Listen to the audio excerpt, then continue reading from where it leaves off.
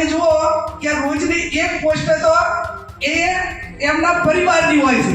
મિત્રો, મારી ફેમિલી હારે મારી ધર્મપત્ની હંગાત વિડીયો બનાવો શું ગુનો છે? બેન દીકરીની વાત કરે છે તો બેન શું તમે બેન દીકરીમાં નથી આવતા? સત્તાનો ઉપયોગ સદઉપયોગ કરો, એનો દુરુપયોગ મત કરો. ગનીબેન ઠાકોરે ગબ્બર ઠાકોર પર આકરા પ્રહારો કર્યા. રોજની એક પોસ્ટ તો એમના પરિવારની હોય છે. મારા પરિવાર સાથે વિડીયો બનાવવો એ કોઈ ગુનો નથી તેવી વાત ગબ્બર ઠાકોરે કરી. સાંસદનો હોદ્દો તમને તમારી સાથે એ લડવા માટે મળ્યો છે.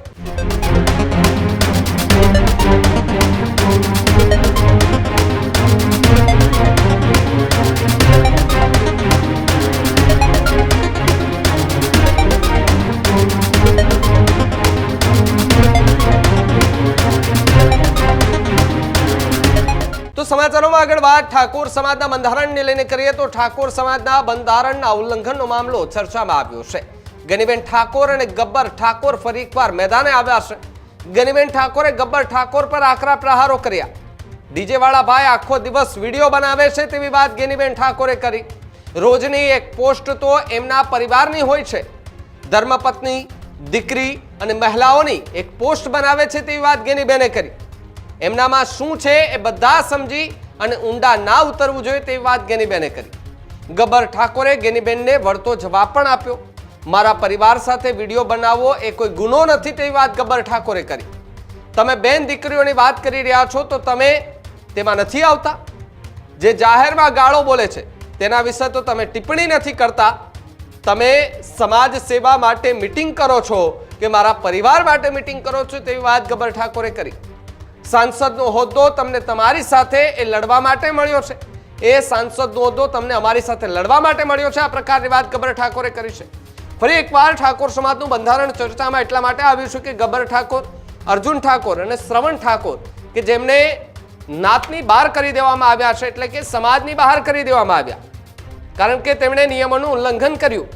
નિયમનું ઉલ્લંઘન કરતાની સાથે ચર્ચાઓએ જોર પકડ્યું હતું. ગનીબેન ઠાકોરને પણ 3 થી 4 વખત પૂછવામાં આવ્યું, પરંતુ એમનો કોઈ જવાબ નહોતો આપવામાં આવ્યો. પરંતુ હવે આરોપ પ્રત્યારોપો જે છે તે જોવા મળી રહ્યા છે. એની વચ્ચે ગબ્બર ઠાકોર અને ગનીબેન ઠાકોરે આમને સામને જોવા મળી રહ્યા છે.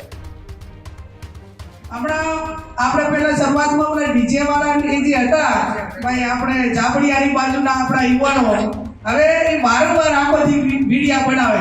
હવે તમને ખબર હશે કે વારંવાર વિડીયા બનાવે અને તમે જુઓ કે રોજની એક પોસ્ટ તો એ એમના પરિવારની હોય છે કે નથી હોતી?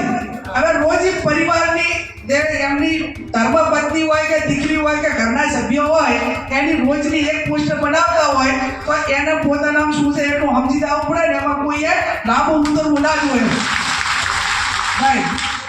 રોજની એક પોસ્ટ બૈરાના નામની બનતી હોય એમાં કાંઈ હોય ને અને એના માટે કરી તમે આખો દાડો ઇસ્યુ બનાવો તો પછી ઈ મૂર્ખ કે આપણે બધાય મૂર્ખ. મિત્રો, મારી ફેમિલી હારે મારી ધર્મપત્ની હંગાત વિડીયો બનાવો શું ગુનો છે? બેન દીકરીની વાત કરે છે તો બેન શું તમે બેન દીકરીમાં નથી આવતા? અથવા તમે મારા પરિવાર હંગાત ટિપ્પણી કરો છો કે પરિવાર હંગાત વિડીયો બનાવે તો એવા સમાજની અંદર દીકરા છે કે બહુ નેગેટિવમાં જાહેરમાં ગાળો બોલે છે, એ પરિવાર હંગાત તો તમે કોઈ દિવસ ટિપ્પણી કરી નથી.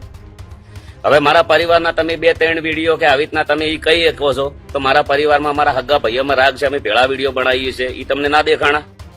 મારા ઘરે જે હારા કાર્યનું જે પંખી ઘર કરેલું છે એ તમને ના દેખાણું? 3 પરિવારના જે મા બાપ વગરના છે એમને મકાન કરી આપ્યા, એ વિડીયો તમને ના દેખાણા? તમને મને તો એ ખબર નથી કે તમે સમાજ સેવા માટે મિટિંગ કરો છો કે મારા પરિવાર માટે મિટિંગ કરો છો. જે જગ્યાએ મિટિંગ હોય એ જગ્યાએ મારા પરિવારના વિરોધમાં તમારા લોકોને ઉશ્કેરવાના, લોકોને અમારા વિરોધમાં વાતો કરવાની. કાલ ઉઠીને તો તમે એમ કહો કે આ બંને ભાઈઓને મારો. સત્તાનો ઉપયોગ સદઉપયોગ કરો, એનો દુરુપયોગ મત કરો. અને મને તો એ ખબર નથી પડતી કે બેન તમે આટલા નસીબદાર છો, આ હોદ્દો મળવો ને જે સાંસદ વાળો જેવા તેવા વ્યક્તિને નથી મળતો. એનો તમને આ હોદ્દો ડીજે વાળા હંગાર લડવા માટે મળ્યો છે કે ભુવાજી હંગાર લડવા માટે મળ્યો છે કે કલાકારો હંગાર લડવા માટે મળ્યો છે કે દશામાં હંગાર લડવા માટે મળ્યો છે? મને તો એ જ ખબર નથી પડતી. ભાજપના કાર્યકર્તા એટલા બધા સ્ટેજ ઉપર આવે છે, કેમ કોઈ વ્યક્તિ બોલતો નથી? વાત કરીએ તો તમે ન્યાય કરો તો હાસો કરો. તમારે એટલો બધો ન્યાય કરવાનો શોખ હોય તો તમે પોતે બંધારણ તોડી 10 દિવસ હતાઈ જો છો, પછી તમે ગોચા જડતા નથી. જે સમાજવાળા કોઈ બી આગેવાન તમારે ભેળા રહીને ખાવાનું, ભેળા રહીને દંડ લેવાનો, એક જણા કંથી દંડ લેવાનો, બીજા છોકરા સમાજ બહાર કાઢવાના. મેન મુદ્દાની વાત કરીએ કે તમે પંચાયત કેવી રીતે કરી. તમે કોઈ બી ના ઘરે જો છો અવસરની અંદર તો તમે ત્યાંથી 1.5 લાખ રૂપિયા લ્યો છો. અમે કોઈ બી ના ઘરે અવસરમાં જઈએ અમારા કુટુંબમાં ગાવા તો તમે અમને નાત બાર મૂકી દો છો. તો તમારે નાત બાર જવું જોઈએ. દંડ તમારે કરવાનો, તોડ તમારે કરવાનો, બંધારણ તમારે તોડવાનો. સમાજને તો શું તમે એકદમ ગોડી સમજો છો? અને આવા લોકો જે ખોટો ન્યાય કરે છે ને તમે એમ કહો છો કે આ લોકો આ પરિવારને સપોર્ટ કરવો નહીં. તો હું તો દિલથી કહું છું કે ભાઈ તમે તાર ફૂલ જ્ઞાનીબેનને સપોર્ટ કરો ને મને સપોર્ટ કરતા ના. મને તો આખો સમાજ મને સમજે છે, મને જોડે છે ને એ લોકો બધા સપોર્ટ કરવા વાળા છે. હું મારા પરિવાર, ફેમિલી, કુટુંબ હંગાત વિડીયો બનાવું એમાં કોઈ મારા નેગેટિવ કોમેન્ટ તો કદી આવતી નથી.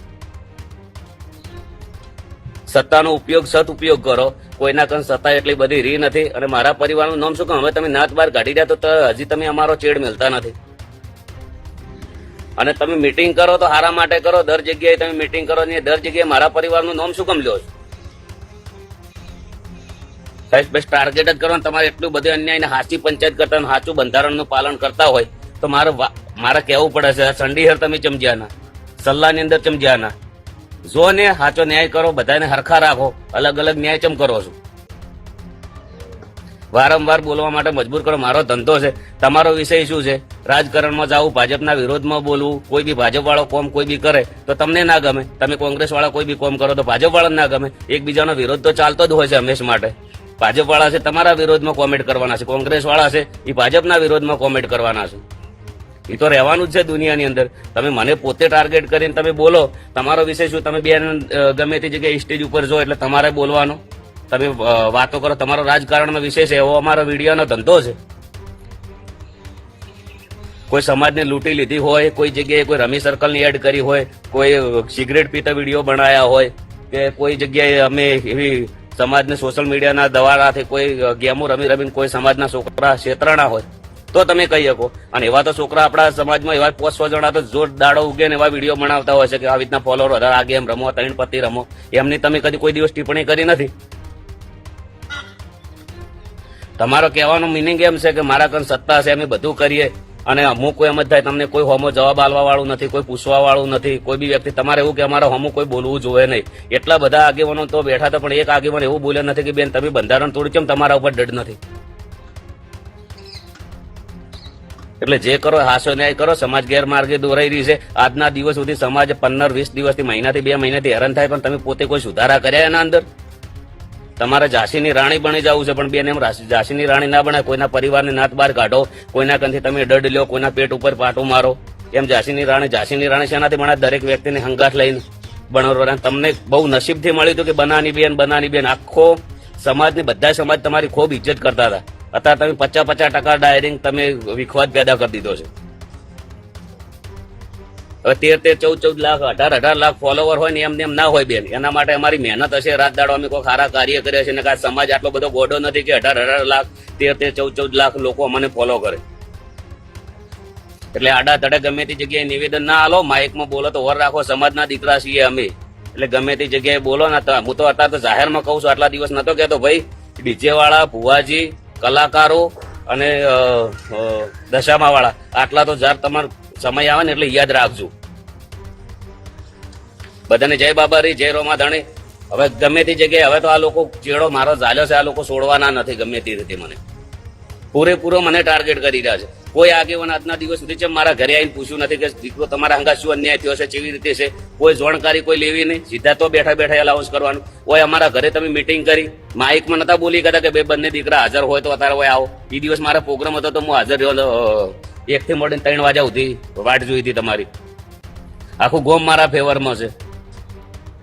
એવી તો તમારે શું તમારે મારા હંગાત પર્સનલ દુશ્મની છે ને.